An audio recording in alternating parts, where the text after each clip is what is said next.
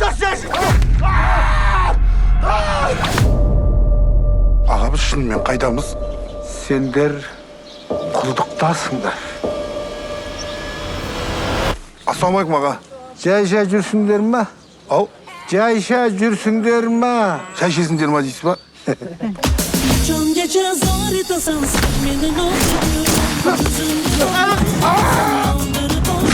Бізді мында шатастырып алып келді деймін. Біз екеуміз актерміз. Съемка деп шақырды ғой. Ей, сендер актерсіңдер ма? Иә, екеуміз актерміз. Вы чё? Неге қамап қойғансың бұларды? Шығар. Рахмет, аға. Құлдарыңыз көп болсын. Кәсібіңізге береке берсін, аға. Аға, бізді босатасыз ғой. Әрине. Қалайсыңдар? Кету керек, досым. Мынау мына жерден шығатын жол іздеу керек. Болмайды былай жүре бергеніміз. Біздің есікті ашып, бірге ашайық. Жол аша алмаймын. Ей, мал екенсің, мал. Ұсталып қал. Охрана! Мынау қою ғой, сәл сұйықтау алып берсеңдерші. Маған бесік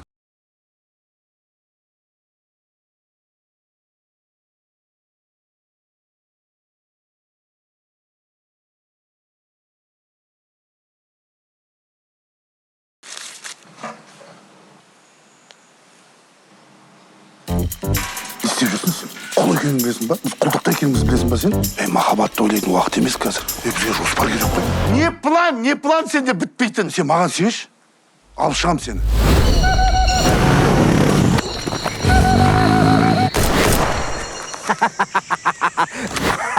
Аға, мені атуға болмайды. Құлыңыз болайын, аға. Ойымда ма? Сезбей қаласың. Аға, атпаңызшы, мен атуға болмайды, аға, мен атуға болмайды, аға. Бір ұдардан құлақ қала береді екен да. Қайреке, мынау бар ғой, дәстүр, таптым-ау сені. Қазақша анекдот шу. Күшті, мен ана просто кадрлар қарасақ, действительно қол сияқты жүрген екенбіз ғой. Күйе вообще быт-шыт болып. Құрметті көрермендер, тизерді көрдіңіздер. 31 октябрьден бастап, яғни қазаннан бастап еліміздің барлық кинотеатрларында «Кеттік бәрін таста» кинофильмі сіздерге жол тартады.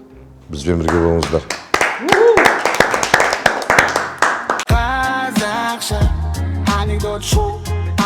Бүгін бізде қонақта продюсер, актер, сценарист Ақболат Өтебаев. Хиджама жасайды, айтшы. Хиджама жасайды? Шашқиятты. Массаж. Дем салатты. Бәрін айтшы. Мақташ мені. Действительно, Ақболат массаж, шашқият, киім, дұрыстап жүрсе деп айтады. Ақылшы. Бір ақылшы. Дана. Құсшы.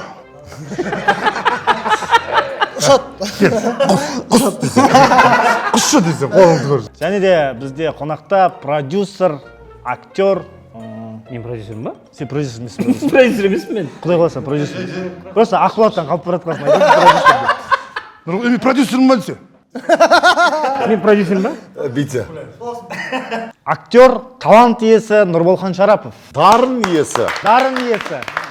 Жоба жүргізушісі көрермендерден келген анекдоттарды оқиды. Бірақ анекдоттың соңын айтпайды. Қатысушы әзілкештер анекдоттың соңын өздері қызықты қылып аяқтауы керек. Кімнің нұсқасы күлкілі, сол 50 000 теңге ұтып алады. Қызық болмаса, ақша анекдот жіберген көрерменімізге кетеді. Екі топқа бөлгіміз келіп отыр. Яғни Қайрат Әділгерей мен Нұрболхан Шарапов бір команда болады. Екеуміз.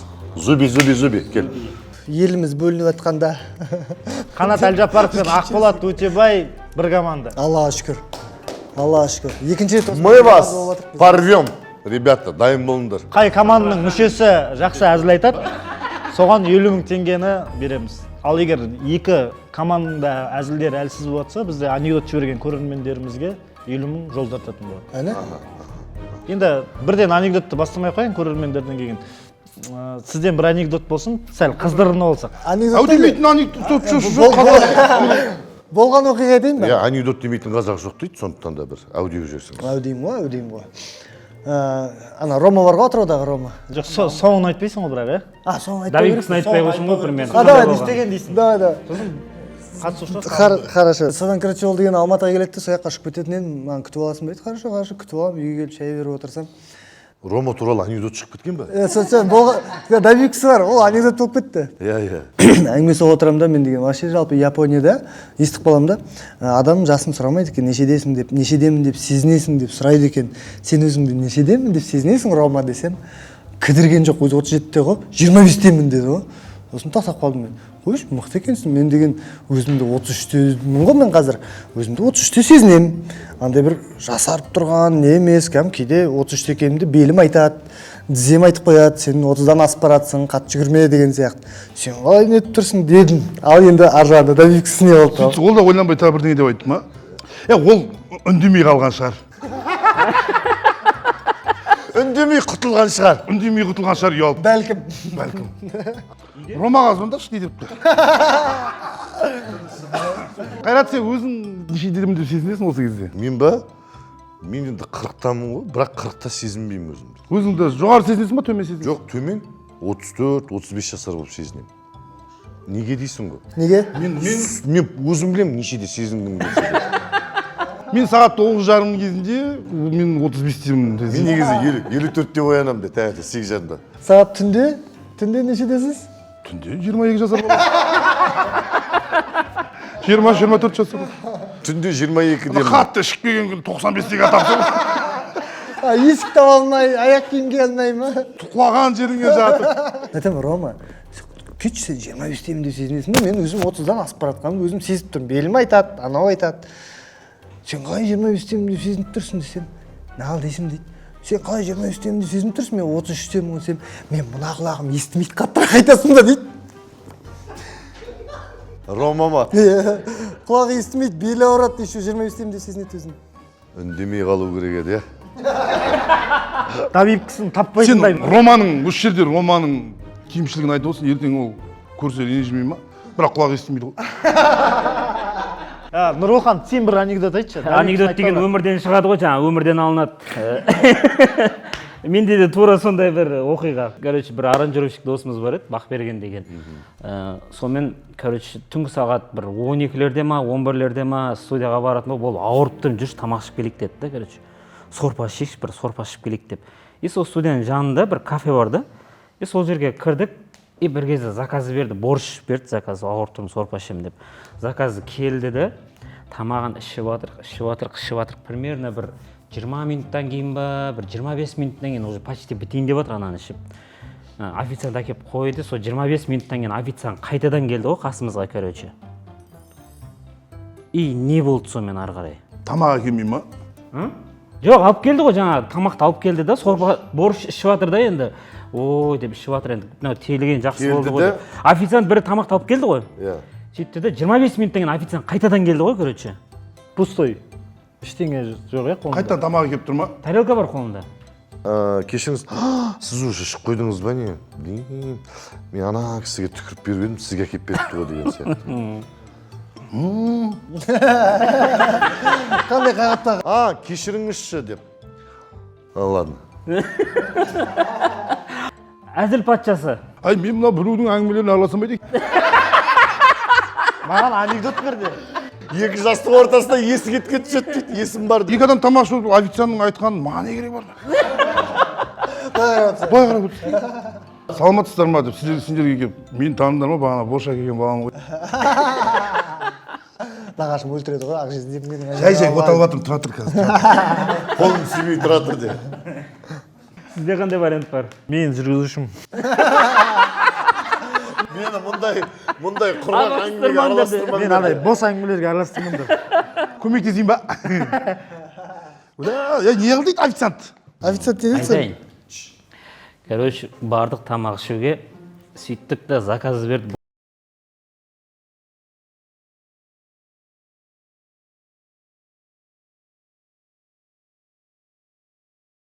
Бір кезде келді да, қолында тарелкасы барды.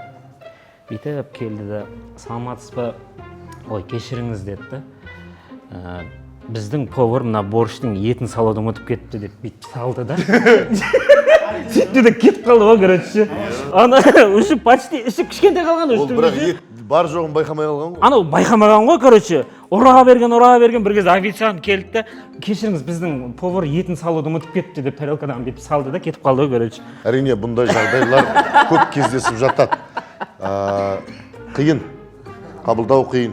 Бірақ дей тұрғанмен Бұл де травма. басқа түспесін. Осындай жағдайдан мейлінше аулақ болуға тырысайық. Ғасыр концерті сенің қалаңда Тикетон сайтынан билет алып үлгеріңіз. Мен Қайрат Нұртас дейші. Неге? Тез келеді халық сол кезде. Көше олай болмайды. Онда мен Садреддин Әділгерейұлы де. Оған да тез келіп жатыр ғой. Құрметті достар, Қанат Әлжаппаров пен Қайрат Әділгерейдің әзіл кеші сіздердің қалаларыңызда. Біз сіздерді күтеміз. Келіңіздер. Келіңіздер, көңілдеріңізден шығады деген ойдамыз. Пародия қалай? Сосын тағы не түсіріп берейік балдар сендерге. қазақша анекдот шоу, анекдот шоу. Олай болса, додамызды бастаймыз. Ойбой, дода басталды ағайын! Сонымен анекдот Асылхан деген Арал қаласының тумасынан келген екен. Балық туралы анекдот жіберіпті. В общем, қыстың күні бір балықшы бала балық сатып тұрған ғой көшеде. Енді қыста балық сатқан кезде қыста балықтар осылай қисайып қатып қалады ғой. Мылтық деп андай жауап айтып бәрі.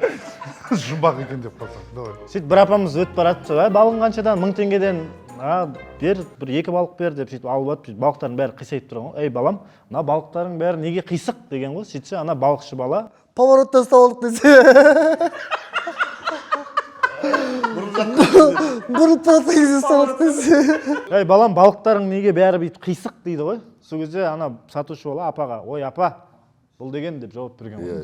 Соның жауабы анекдот. Жоқ, или бала айтқан шығар, ой апа енді сіз түзу қарасаңшы деп. Может апа бүйтіп қарап тұрған шығар. Может алмайын деп бүйтіп кетіп баратса ары қарай. Может сондай апа шығар. Монтажын алып тастаймыз.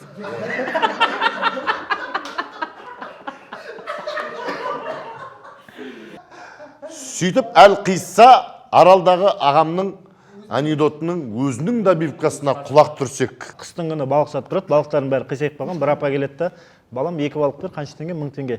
Балам, мына балықтарың неге қисық десе, апа поворотта ұстап алғанмын ғой дейтін добивкасы өзінің. Ақболат тапты. Құттықтаймын. Ақболат, Ботақан. Сен бірден айтып қойдың маған. Маған 20 000 теңге ма? Сен негіз білген жоқсың Екеумізге. Мен вообще өмірімде анекдот жаттамайтын адаммын ғой. Жаңа мына анекдотты таба алмай. 50 000 теңге анекдоттың соңын тапқан үшін 50 000 теңге Ақболатқа. қазақша анекдот шоу, анекдот шоу. Келесі анекдот, бір күні қаланың шет жағында бір қыз тыр жалаңаш такси тоқтады. О, уже әдемі. Мынауың енді десең. Уже жүні қопырақ.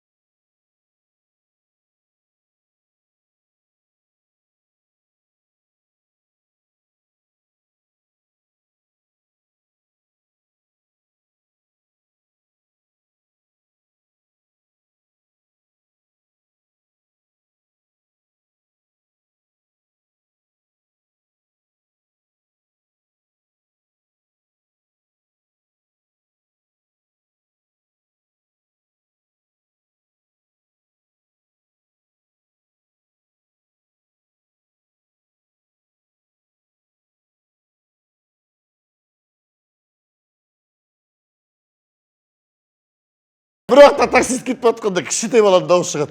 Ана баласы шықпаса кенгурудың ішінен. Мен артқа бере берейін жігіттер. Ана Маматай кетпеші дейді артына. Қайрат не Артқа бере берейін деймін да. Так. Ай, мына балаға анекдот айтуға мұрсат берейін. Ағайын! Тыр жалаңаш қыз көшенің шетінде такси тоқтатып тұрады, таксист тоқтайды. Аға, қаланың орталығына дейін 500 теңге алып кетесіз ба дейді. Отыр дейді, сонымен отырады, алдына отырады. Екеуі кетіп баратқан кезде аға қызға қайта-қайта өйстіп қарай береді ғой. Сөйтсе ана қыз да енді сәл намыстанып, аға, Сәл бүйтеді. сәл ұяла ма? Аға, неге қарай бересіз? дейді ғой. Сол кезде ағаның айтқан жауабы Неге қарай бересіз? Ақшам жоқ деп ойлап әзілдің отырсыз ба? соңы. Неге қарай бересіз? Ай, біз деген вообще жетпеген екенбіз. Әлі басталған жоқ па? Жоқ, сіз келгенмен Аға неге қарай бересіз?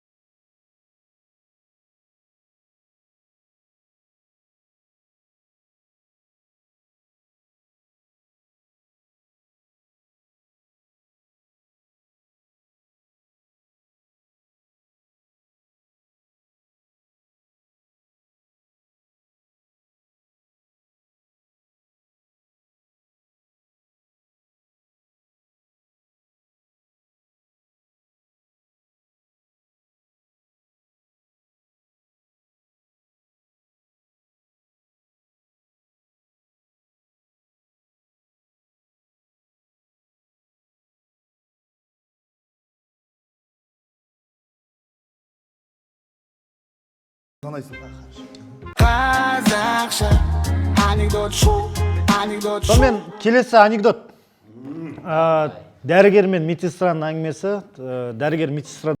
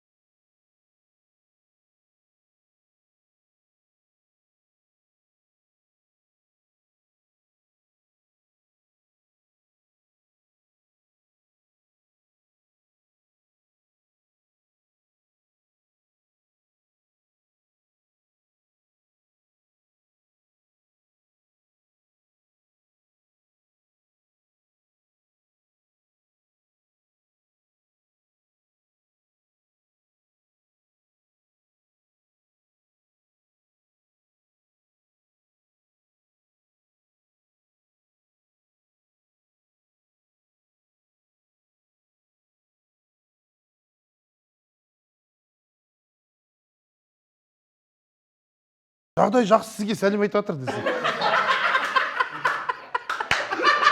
50.000 теңге бізде қалатын болды қайтадан. 25.000 қате. Жағдай жақсы, сізге сәлем айтып жатыр. Қайтып кетті десе.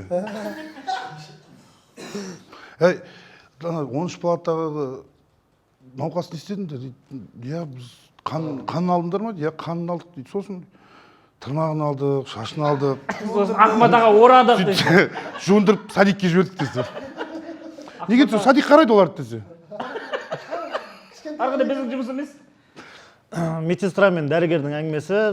Дәрігер медсестрадан сұрап отыр, 13 палатадағы науқастан қан алдыңдар ма деп. Иә, алдық. Жағдайы қалай? Жағдай өте ауыр аға. Неге десе, 5 литр қан алдық, болмай жатыр дейтін. Нұрболханда 4 литр болды. Менде 4. Иә, енді бірінші 1 литр жетіспей Бірінші сол кетті. 50.000 теңге. 4 литр алып қойып біз деді ғой. Қайрат пен Нұрболханның Күштеді командасына. ғой анақта біздің кім? Сарапшы.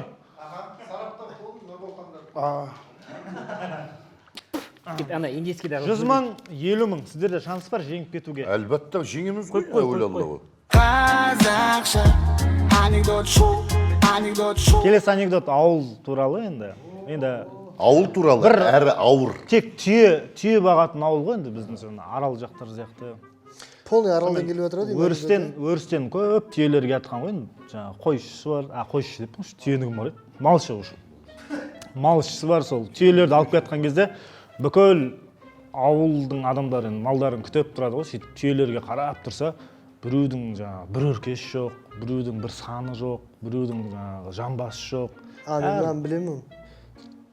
Бөлшектен жоқ та. Соны анау түйешіден сұрап отқан ғой. Қансырап келе жатыр ғой сондай. Иә. Есің дұрыс па? Мынау не мынау? Деген ғой. Сөйтсе жаңағы түйешінің айтқан жауабы әзілдің соңы. Бәрі біреуін бірдеңе жоқ дейді. Соның бәрінен құралған бір түйе келеді тағы. Жамау ма? Жамау түйе келеді. Bir tüyün ayağı yok, burun көз yok, bir өркеш yok. Mal есіне ұқсайды десе.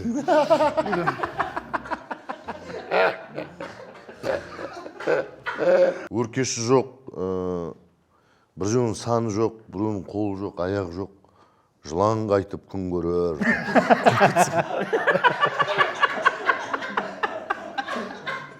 Мыналарға не болған десе, қасындан да киіпшейдің шалып тұрса, тауық деп ойладым бұларды деп. Кешіріңіз.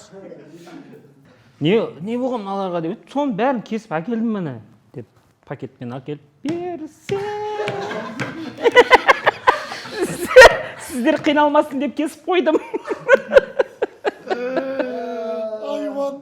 Мыналарға не болған деп түйеден сұраса, мынау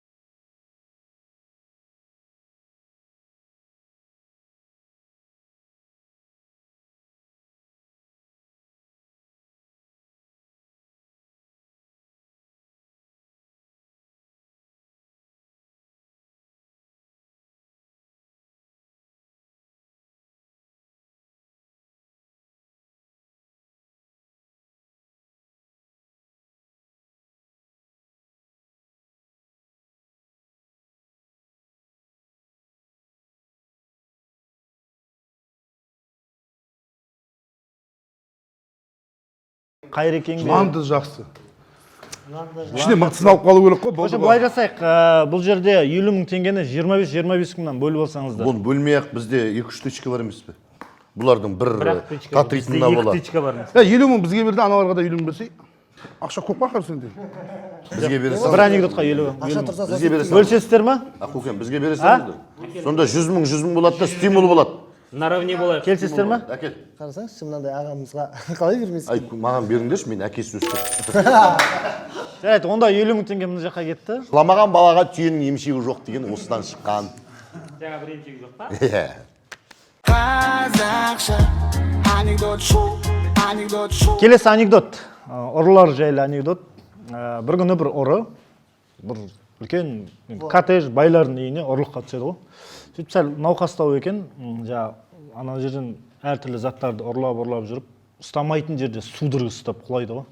Ұрыма? Аузынан көбік ағып, дірілдеп жатқан кезде, сол моментте үйдің иелері де келіп, ұрыны көріп шошып кетеді ғой. Ойбай, қасықты әкел деп, дәрігер ма?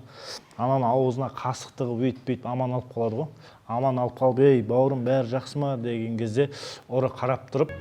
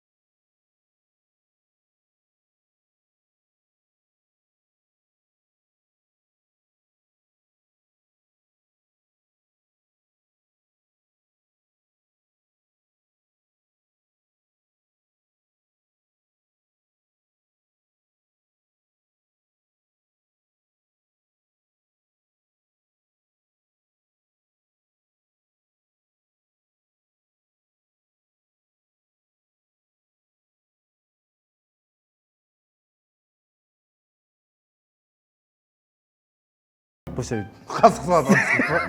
Қас салат қылып пайдаланып.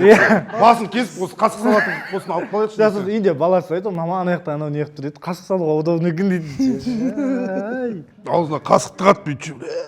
Кіттай басы еді, мама мен де тығайын, мен де тығайын. бәрі тығып көре ма Бәрі тық. Үй іші бәрі тықпай. Әй, мен де тығай деп ар жағында кемпірге атса. Тағы бір баласы тұрып, ең тығайын деп қана оянып бор ұйықтап тұрса айтты. Біз ойнап жатырық деп.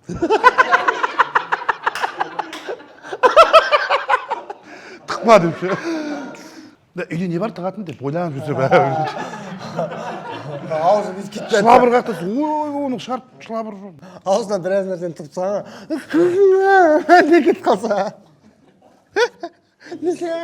Сөйтіп аузына полный он қасық толтырады ғой. Ұры есін жиып қашып кетсе. Ұрының Тек қасық ұрлайтын. Жоқ, ұрының ұрлағысы келген бүткіл затын үйдің іші өзі аузына тығып беріп, аман ішін жетіп ал десе.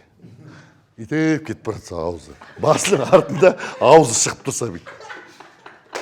Телевизор ма бейт И сол кезде патруль келеді де, ей нағыршысы, ұры едіңіз сен қомаша езай бол дейді. Сен бейт те патрульдің өзі. Неге бейтін еді ғой? Қаяқта жүрсіңдер, өліп қала жаздадық қой дедің бе? Ал енді добивкісін тыңдайық та бір тұжырымға келейік ағайын. анекдоттың соңы былай жаңағы байдың үйіне ұрлыққа түседі үйін ұрлап жүрсе жаңағы сәл ауыратын болып тұр ғой судорога ұстап аузынан көбігі алып құлайды ғой сол моментте үйдің иелері келіп қалады да жаңағы ұрыны көріп шошып қазық әкел деп аузын тығып ананы аман алып қалады сөйтіп ей бауырым аманшылық па десе қаяқта жүрсіңдер өліп қала жаздадық қой дейтін Ақболаттың айтқан нұсқасы әзілдің соңы болып тұр Бірақ менің ана көбігі алып, андай ар жағына нан салып. Ол сенікі издевательство ғой. Неге ол гон ғой, ол абсурд қой. это абсурд Это сонысы мен қызық емес пе? Ну что ол не ол аузына қасық тығып толтырып тастаған деген бұл вообще это фантазия. жалпы екі жақта да күшті нұсқалар болды Онда 25-25-тен бөліп алайық. сол себепті де бидейік тағы бір анекдот оқышы финал ма андай қанбай қалды жоқ көбік емес басқа нәрсе айтшы бүйтейік мына жерде Кішкентай баласы мен тығайын деген. 25-25 мыңнан. онда былай қылайық 25 ата қасық тығасың ғой жоқ 25-25-тен бөліп алайық тағыны Ничамен бағдарламаны аяқтасақ қалай Қой қарайсыз бір анекдот айтыңдар, нича деген. финал жасаймыз ба Финал жасағың келіп отырма сонда сенің? Өз обалың өзіңе. онда финал шешуші анекдот болсын Тамаша. тағы да ұрылар туралы Карамят. бір топ ұрылар жаңағыдай 2 ай бойы бір банкты тонауға план құрады ғой сөйтіп 2 ай бір туннель қазып бүйтіп ананың сейфтің астынан шығады да жаңағы үлкен сейф қой сейфті ашып қалса 750-ақ теңге тұрған ғой ана жерде сонымен аналар бір-біріне қарап бірдеңе айтқан сол осы анекдоттың соңы сонымен осымен кім ұтқанын белгілі болады иә шешілеміз аха үш ай қазды банктың астынан 3 ай қазды ашып қойып біреу бүйтіп Охранник бүйтіп отыр. 750 теңге тұр екен да 750 теңге тұр екен да 750 теңгені көреді, ұрылар айтады. О, үйге қайтуға Яндекске жетеді десе. 3 ай соңындағы таксиге жетеді. план құрып қазған ішінде 750 теңге тұр Нейле битсе, 2 ай қазып төнелмен ашып қойса 750 теңге. Еба 250 теңге кім жүріп тұрған десе. Олар білет та 1000 теңге жату керек екен. 250 недостаток. Еба бізден 1000 теңге алу керек. 250 қайда? Паниковать ететін. 700 теңгені алып екеуі үйіне келіп әйелдеріне айтады ғой бүйтіп. Отырыстарда соны әйелі бетіне баса берсе. Мына екеуі алдында Еще анау айтпас деп каждый 5 мыңнан берсе әйеліне. мына екеуін қызығын айтып берейін сендерге. Анау тек өмір бақи бетіне баса береді да екен. сонымен анекдоттың соңын айтайын 2 ұры банкке туннель қазып 2 ай қазып сейфтен шығады ғой сөйтіп сейфтен шықса сейфте 750 теңге тұрады ғой сөйтіп екеуі бір-біріне қарап шок еді біреу настроение түсіп кеткен сөйтіп екінші айтады дейді ей досым настроение түсірме үйге таксимен қайтамыз деп болды Қайрекеңде сол нұсқа болды жалпы енді бұл финал не істейміз Енді таксимен қайтамыз деген нәрсені мен басында айтып қойғам. Бұл уже +1. Ақтабал давай. Екіншісі енді мына 1000 теңге болу керек еді ғой, 250 теңгесі қайда дегенде мысалы өте бір көресіп. Ол да бір плюс деп тұрсыз ғой. Ол да әлбетте плюс. Және қанаттың бетіне басқанында. Бетіне басқаны бұл қанаттың бәрінің енді жуып таза шаятыны. Рас, ең- 50 000 теңге қанатқа беріңіз. 750-ді бізге беріңдер. Міне осы жауаппен 150 000 теңге бізге қайтады. Бізге берейік та Бізге қайтады. 750-ді сендерге. сіз айтыңыз төрелік етіңіз осы жерде аға сыйлаған адам ретінде Балдар өзі түсініп отыр ғой. Өзі балдар ма? сонымен 50 000 теңге Қанат Әлжаппаровқа Қанағанға. және де бүгінгі шығарылымның жеңімпазы Қанат Әлжаппаров, Ақболат Өтебаев. Қошеметтеріңіз. өнер крандары Қазақша анекдот шоу